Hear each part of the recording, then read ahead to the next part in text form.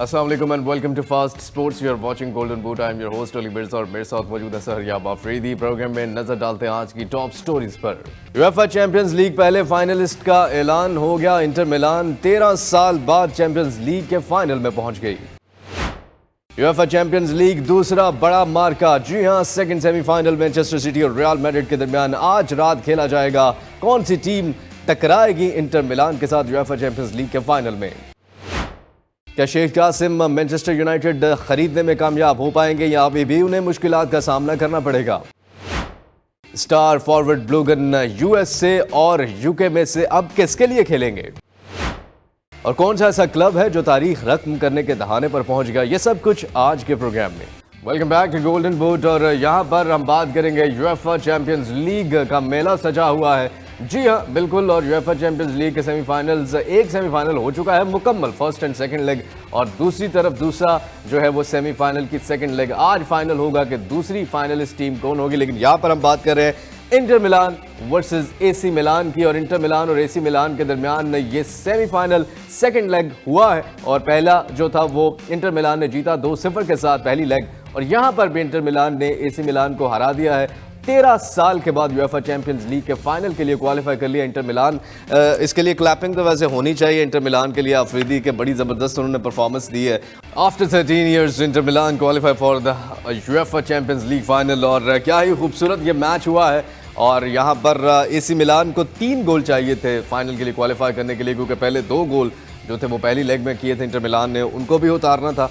उनको उतारा क्या, एसी मिलान ने तो एक और गोल जो है वो अपने खिलाफ करवा लिया। अफरीदी, इंटर मिलान की ब्रिलियंट परफॉर्मेंस, क्या ही शानदार मैच था और क्या ही खूबसूरत। यहाँ पे क्रेडिट देना पड़ेगा दोनों गोलकीपर्स को जो इंटर मिलान के थे। हुनान, बहुत ही ज़बरदस्त उनकी परफॉर्मेंस रही, और एसी मिलान के माइक मिनियन। लेकिन माइक मिनियन के बारे में हम पहले भी कह चुके हैं, अकेले वो बेचारे क्या करते हैं। अफरीदी, किस तरह से देखते हैं आप इस परफॉर्मेंस को? एक ही गोल हुआ 74वें मिनट में, मार्टिनेज ने वो गोल किया, और मार्टिनेज काफ़ी लाइमलाइट में आए हैं। जी बिल्कुल, जैसे आपने कहा 2010 में पहुंची थी फाइनल में इंटर मिलान, और याद रहे कि वो फाइनल इंटर मिलान ने जीता था। 2 गोल उसमें डिएगो मिलिटो ने स्कोर किए थे, और जोसे मोरिन्यो तब मैनेजर थे। और अभी देखना पड़ेगा कि दूसरी बार फाइनल में पहुंची है, और फाइनल में जब पहुंचती है इंटर मिलान तो मोस्टली जीती ही। अच्छा, ये दूसरी बार ही पहुंची है? लाइक इससे पहले एक बार ही पहुंची है या उससे पहले भी पहुंच चुकी है, लेकिन जो रिसेंट पास्ट में, यानी 21st सेंचुरी में ये दूसरी बार पहुंची है। तो मतलब ऑब्वियसली कप स्पेशलिस्ट हैं इंजागी, उनके बारे में हम बार बार कह चुके हैं।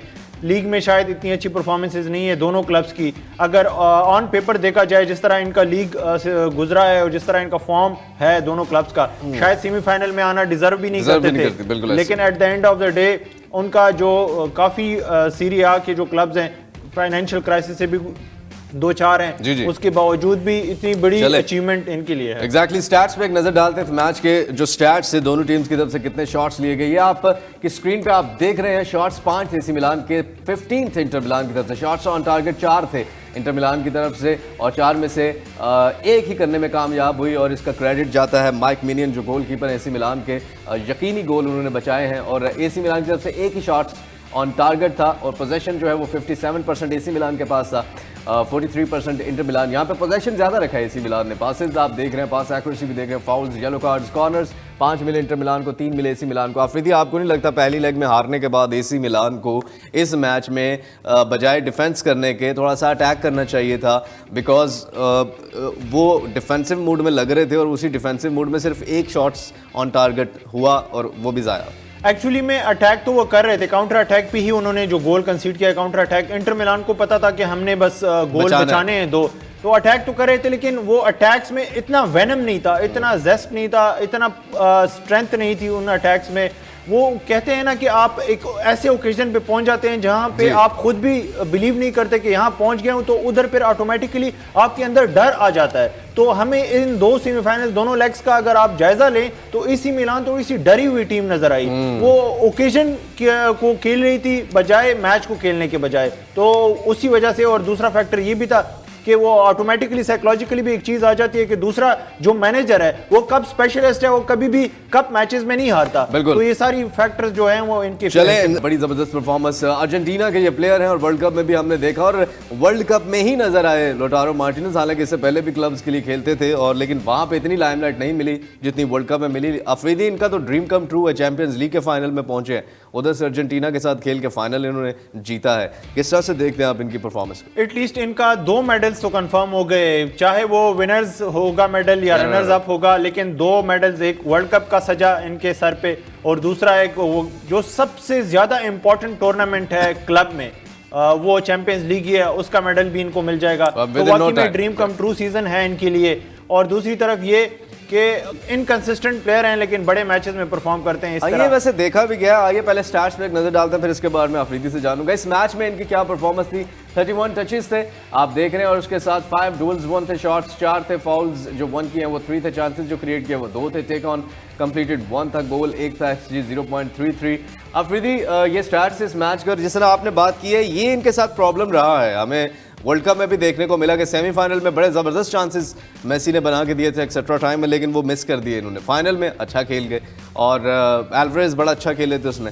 और इंटर मिलान की तरफ से भी ये देखा गया है कि किसी मैच में बहुत अच्छा खेल जाते हैं, किसी मैच में बिल्कुल ज़बरदस्त यकीनी जो मौके हैं उनको ज़ाया कर देते हैं। जी बिल्कुल, कैप्टन भी है इंटर मिलान के, काफ़ी अरसे से इंटर मिलान के लिए खेल रहे हैं और अब तो मतलब एक ओल्ड प्रो हो गए इस टीम का हिस्सा होते हुए।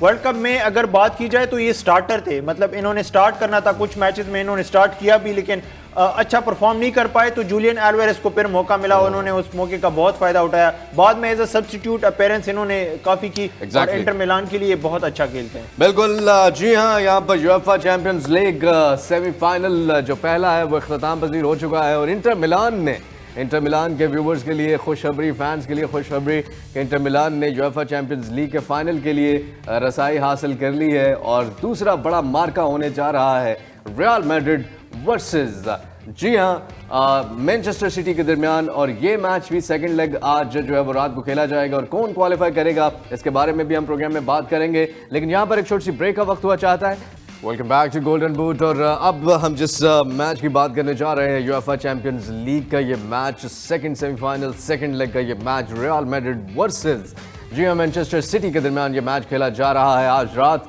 बहुत बड़ा match, real Madrid defending champion है यूएफए चैंपियंस लीग की और यहाँ पर मैनचेस्टर सिटी जो कि बहुत ही इन फॉर्म है, क्या हराने में कामयाब हो पाएगी? बर्नाब्यू में 1-1 गोल से मैनचेस्टर सिटी ने ये मैच बराबर कर दिया था और अफरीदी बड़ा वो मुश्किल मैच था, लेकिन सिटी मुझे लगता है वो मैच जीत गई थी 1-1 गोल बराबर करने में, क्योंकि जो बर्नाब्यू का एटमॉस्फेयर था और जो होता है, जो कि आपने बड़ा डिटेल में पिछले शोज में बताया भी था, उसमें 1 गोल से बराबर कर देना बहुत बड़ी विन के बराबर ही है सिटी के लिए। लेकिन यहाँ पर इन दोनों टीम्स में कितनी राइवलरी रही है पिछले चैंपियंस लीग में और बाकी मैचेस में और बाकी लीग्स में। जी हाँ, Manchester city and real Madrid दोनों ही ज़बरदस्त टीम्स। अफरीदी सेकंड लेग 1-1 गोल से बराबर, पहली लेग बहुत बड़ा, दूसरी तरफ इंटर मिलान हम बता चुके हैं और पहुंच चुकी है फाइनल में। यहाँ पर आज रात बहुत बड़ा ये मैच होने जा रहा है। क्या लगता है आपको? रियल मैड्रिड बर्नाब्यू में लीड नहीं ले पाई और एक किस्म का बराबर ही रहा मैच और आज यानी जो मैच होगा वो 0-0 से ही एक किस्म का शुरू होगा। क्या लगता है आपको? जी बिल्कुल, मैनचेस्टर सिटी को होम एडवांटेज होगा, ऑब्वियसली वो बहुत बड़ी चीज़ है। दूसरी तरफ ये कि वो बहुत ही इनफॉर्म टीम है, उनके हर प्लेयर ऑलमोस्ट जो फॉर्म में शुरू से था भी नहीं वो भी फॉर्म में आ गए हैं। गुंडोगान आउटस्टैंडिंग के लिए पिछले 2 मैचेस से, ग्रीलिश का ऑल टाइम बेस्ट सीजन चल रहा है। केविन डो ब्रायन जब से उनके ऊपर वो क्रिटिसिज्म हुआ था और बेंच किया था पेप गार्डियोला ने, उसके बाद जिस तरह से वापस आए हैं और उन्होंने वो वर्ल्ड क्लास रूप दिखाया है जिसकी वजह से वो बैलन डोर पोडियम पे पहुंचे थे पिछले सीजन।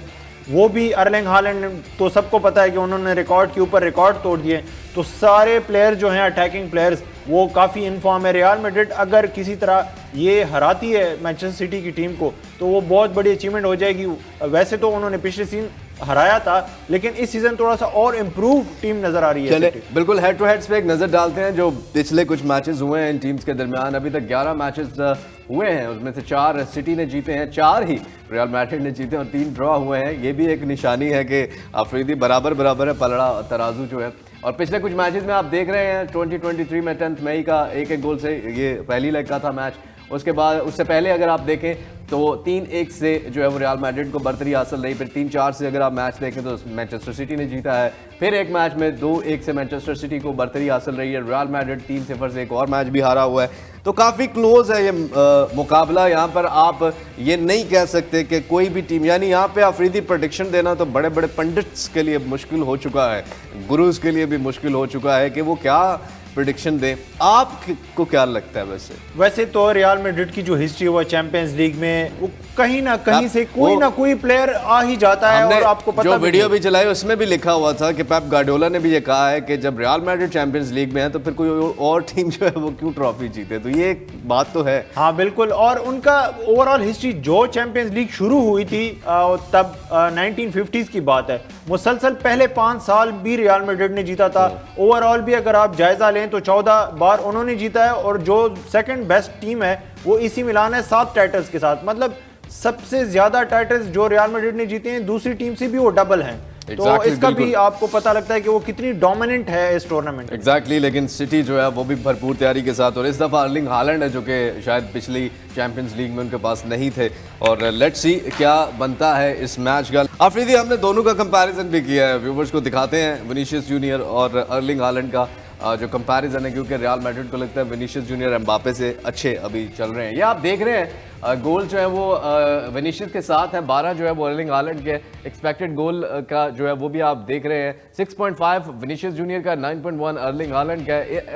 असिस्ट आप देख रहे हैं यहाँ पर 5 असिस्ट हैं विनीशियस जूनियर की। इसमें मार खाते हैं हमेशा से अर्लिंग हालैंड, एक ही असिस्ट उन्होंने अभी तक किया है। और मिनट्स पर गोल भी आप देख रहे हैं, शॉट्स ऑन टारगेट पर मैच वो भी आप देख रहे हैं। मिनट्स पर गोल में भी ज़्यादा जो है वो विनीशियस के पास है, और काफ़ी ह्यूज डिफरेंस है, 126 है जबकि 56 अर्लिंग हालैंड के पास है। प्लेयर ऑफ द मैच 4 मिले हैं विनीशियस को, 2 मिले अर्लिंग हालैंड को। मैच जो प्लेड वो आप देख रहे हैं, 11 विनीशियस ने खेले हैं, 9 जो है वो अर्लिंग हालैंड ने खेले हैं। अफरीदी, दोनों का कंपैरिजन में अगर आप देखते हैं तो आप किस तरह से, आपको मतलब क्या लगता है कि कैलिबर के प्लेयर हैं? क्योंकि एक तरफ अगर गोल ज़्यादा हैं तो दूसरी तरफ असिस्ट भी बड़े ज़बरदस्त हैं, और ये उनकी खूबी है विनीशियस की। जी बिल्कुल, क्योंकि एक जो है वो प्योर स्ट्राइकर हैं जो कि अर्लिंग हालैंड है। दूसरी तरफ अगर विनीशियस को देखा जाए तो वो लेफ्ट विंगर हैं, लेफ्ट विंग पे खेलते हैं। तो उनका आपको लगता है इस वक्त करंटली दुनिया के सबसे बेस्ट जो मिडफील्डर है जो वो उनको कहा जा सकता है विनीशियस जूनियर को? अगर टॉप 5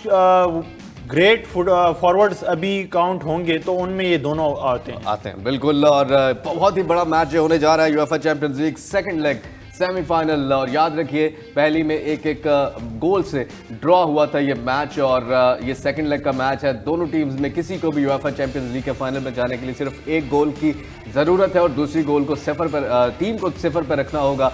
लेट्स सी क्या होता है, और जो भी होगा वो हम आपके साथ कल के प्रोग्राम में ज़रूर शेयर करेंगे। अब हम प्रोग्राम में शामिल करेंगे ट्वीट्स, और सबसे पहली ट्वीट हमारे पास कौन सी है आइए आपको दिखाते हैं। और ये है शेख जासिम के बारे में। शेख जासिम वही हैं जिनके बारे में हम काफ़ी प्रोग्राम्स में बोलते आए हैं। Summit's final take it or leave it offer for Manchester United with the Qatari billionaire hoping to see off competition from Sir जी हाँ उनके जो राइवल हैं Sir Jim Ratcliffe with an extraordinary 11th hour bid. Afridi, final क्योंकि आखिरी stages में पहुंच गई है, ये आपने न्यूज़ हमें बताई थी पिछले दिनों में। अब जो है वो उन्होंने कहा यार देना तो दो, नहीं तो फिर बस ये मेरी तरफ से लास्ट ऑफर है। अब 6 बिलियन उन्होंने कहा था। फिर एक दफ़ा व्यूवर्स आपको भी बता दें कहानी कुछ ऐसे चली, बल्कि अफरीदी आप बताएं कहानी शुरू कहाँ से हुई और अब कहाँ तक पहुँच चुकी है, और अब फाइनल जो है वो शेख जासिम ने क्या कहा? जी बिल्कुल, ग्लेजर्स फैमिली ने फाइनल एक कहा था कि हमने पूरा का पूरा मैनचेस्टर यूनाइटेड सेल करना है, और हमारी डिमांड है 6 बिलियन। हाँ बिल्कुल, 6 बिलियन की जो डिमांड थी उसको तो पहले बिड में किसी ने भी मीट नहीं किया। 4 बिलियन का दोनों ने दिया था ना, 4 बिलियन और समथिंग का मतलब जासिम ने दिया था, और 4 बिलियन का ही रेडक्लिफ दिया था। फिर दूसरा बिड हुआ, दूसरा बिड भी उनको पसंद नहीं आया। फिर बीच में कुछ और स्टेक होल्डर्स आए जिन्होंने ग्लेजर्स फैमिली को ऑफर की कि हम कुछ शेयर्स आपसे, एक कंपनी ने 10%, दूसरी कंपनी ने 15%, इस तरह की ऑफर्स आई। और साथ में फिर जिम रेडक्लिफ ने कहा कि 51% मैं खरीद लेता हूं। तो वो जो ऑफर थी उसमें फिर कोई 20% ग्लेजर्स के पास रह जाता शेयर, 10-15% किसी और के पास चला जाता, किसी और के पास, और 51% शेख जासिम की तो वही थी कि जी मैं पूरा क्लब लूंगा, और उन्होंने तो ये भी ऑफर कर दी थी कि मैं आपके जितने कर्जे हैं और जितनी वो सारी चीज़ें वो सब ख़त्म कर दूंगा, ऐसा भी था? बिल्कुल, 1 बिलियन का डेट है मैनचेस्टर यूनाइटेड के ऊपर। वो 1 बिलियन का डेट भी खत्म करना है, उनका स्टेडियम भी रेनोवेट करना है, ट्रेनिंग सेशन भी रेनोवेट करना है, जो कम्युनिटी मैनचेस्टर में है मैनचेस्टर यूनाइटेड के क्लब के अराउंड, वो भी सारी वापस से बनानी है। एक हाउसिंग सोसाइटी तो नहीं बना रहे तो वो फिर सारी चीजें करके मतलब उसके साथ वो प्राइस टैग भी पे कर रहे हैं। तो उनको तो अगर 6 बिलियन दें तो ऑलमोस्ट ये क्लब 8-9 बिलियन का पड़ जाएगा। और अभी उम्मीद यही है कि क्योंकि तीसरे बिड के बाद शेख जासिम ने भी कहा था कि ये मेरी फाइनल बिड है, इसके बाद मैं कोई बिड नहीं दूंगा। लेकिन जब ग्लेजर्स फैमिली ने रेड क्लिफ वाली 51% शेयर्स और कुछ और 10% इधर उधर शेयर्स, उस पे जब उन्होंने कहा कि ये हमारी प्रेफर्ड बिड है, तो कल रात एक आखिरी final 4th bid Sheikh Jasim ने उनको दी है और कहा है कि अगर क्लब पूरा का पूरा बेचना है अभी, क्योंकि शेख जासिम जो ग्लेजर्स फैमिली है उन्होंने जो रिमेनिंग अपना 20% है वो भी बाद में रेड क्लिफ को दे देना है, लेकिन अभी 51% ही देंगे।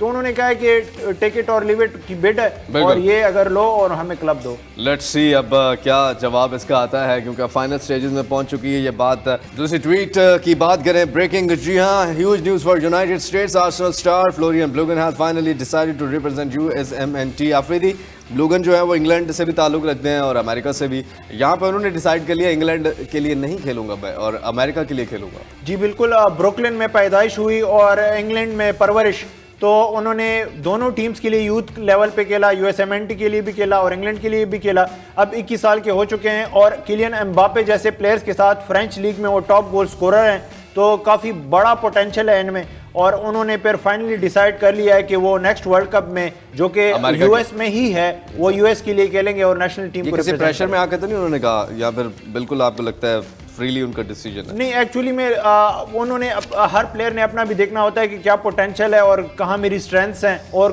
कौन सी टीम में ज्यादा वो स्ट्रेंथ यूटिलाइज हो सकती है। अब हैरी केन के होते हुए तो फॉरन बलूंगन मुझे नहीं लगता कि वो उनको जगह मिलेगी। चलें, लेट्स सी, USA में हमें देखेंगे, हम इनको देखने को मिलेंगे ये, और लेट्स सी वहाँ पे क्या परफॉर्मेंस देते हैं और USA का सहारा बनते हैं या नहीं। नेक्स्ट हमारे पास क्या है ये आपको दिखाते हैं। और नेक्स्ट हमारे पास जो ट्वीट है वो है लुटन tower. Luton Town were on non-league side less than a decade ago. They are now one game away from Premier League promotion. ये क्या कहानी है अफरीदी? ये तो तारीख कोई रकम करने वाली चीज़ लग रही है। जैसे हम प्रीवियस शोज में भी बताते रहे हैं कि ये वाला जो साल है, ये 12 महीने ऐसे काउंट होंगे कि इन्होंने तमाम फुटबॉल की हिस्ट्रीज जो हैं वो हिस्ट्री ब्रेकर एक ईयर बन चुका है। अर्जेंटीना का, नेपोली का देख लें, अब प्रीमियर लीग में भी लुटन टाउन अगर प्रमोट होता है, क्योंकि फाइनल तक, प्ले ऑफ फाइनल तक पहुंच गए हैं और सनडरलैंड को हरा के 2-0, तो 1992 के बाद ये पहली बार प्रीमियर लीग में प्रमोट होंगे। और सबसे अहम बात यह है कि ये अभी 9 साल पहले 6th डिवीजन में थे, मतलब एक नॉन लीग जिस टीयर्स हैं, जैसे प्रीमियर लीग है, फिर चैंपियनशिप है, फिर डिवीजन 2 है, डिवीजन 3 है। 6वीं डिवीजन से ये अब प्रमोट होकर, यानी वो आगे आते अब इतने कम अरसे में 5 स्टेप्स आगे आए आप देखें। और पिछले 6 साल में तो 3 स्टेप्स आगे आए, मतलब 3rd डिवीजन से भी नीचे थे। कोई पता नहीं फिर अगले आने वाले सालों में प्रमोशन के साथ साथ प्रीमियर लीग टॉप में भी आ जाए। जिस तरह लेस्टर सिटी ने ये कारनामा सर अंजाम दिया था, तो हो सकता है, लेकिन अभी तक के लिए ये भी बहुत बड़ी अचीवमेंट इनके लिए हो जाएगी अगर ये प्ले ऑफ फाइनल जो कि वेम्बले में खेला जाएगा जीतते हैं। एग्जैक्टली ये कुछ ट्वीट्स आज के प्रोग्राम में हमने आपके लिए शामिल किए हैं। और यूएफए चैंपियंस लीग, जी हाँ, इंटर मिलान पहुंच चुकी है फाइनल में और रियल मैड्रिड और उसके साथ मैनचेस्टर सिटी का मैच, जो कि आज रात कुछ ही देर में आप देखेंगे। उसमें से जो भी टीम पहुंचेगी कल हम उस पर बात करेंगे। उसके साथ कुछ और latest packages, reports, Afridi UEFA champions league की हिस्ट्री के ऊपर भी हम जो है वो अपने व्यूवर्स को बताएंगे, कहाँ से ये शुरू हुआ बेसिकली, और स्पेशली इसका जो एंथम है उसकी जो मेकिंग है, और इसके बारे में भी हम कुछ चीज़ें आपके लिए जो है वो नेक्स्ट शोज में लेकर आएंगे। आज के प्रोग्राम से हम अपने मेज़बान अली मिर्ज़ा और सहरियाब आफरीदी को इजाज़त दीजिए। आप देखते रहिए fast sports, home of champions. अपना बहुत सा ख्याल रखिए। अल्लाह हाफिज़।